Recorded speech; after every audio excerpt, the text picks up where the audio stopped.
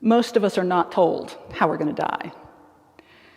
Peter was told, the Apostle Peter was told in John 21, 18 and 19, when Jesus reinstates him and basically tells him, when you were young, you dressed yourself and went wherever you wanted, but when you're old, someone else will dress you and stretch out your hands and take you where you don't want to go. And it was clear to him and to the disciples, Jesus was telling him, you will die by crucifixion. Now that was actually both a challenge and a comfort to Peter at that point.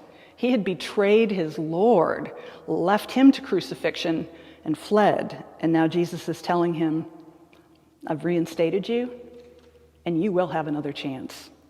This is what is going to happen to you. But he doesn't tell most of us how we're going to die. Why? Because if we knew how we were going to die, wouldn't most of us spend our life trying to avoid it? Having this false sense of control that, I'm going to die in an auto accident, so I will just avoid all cars, and then I'll be safe, and then I have control over my life, and I'm not going to die, right? In escaping one kind of death, a person always often brings about another type of death. I was tossing around for what this might be like, how we could wrap our minds around it. And I thought it's like, over this past year, being preoccupied with COVID-19, as if it were the only thing and the most likely thing that we could die from.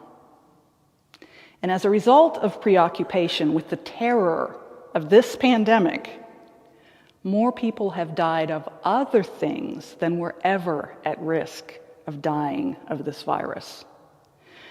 See, while everyone is locked down and quarantined and sequestered and masked and socially distanced for fear of COVID, people were ignoring all the other deadly threats that did not cease to exist. People were dying of strokes and heart attacks and untreated diabetes because they were so terrified of contacting this horrible disease that they wouldn't go see their doctors about problems they knew they had.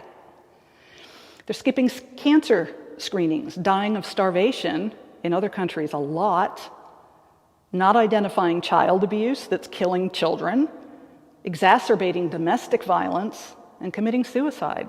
Suicide skyrocketed. More people died of suicide than died of COVID-19. See, fear of death will kill you,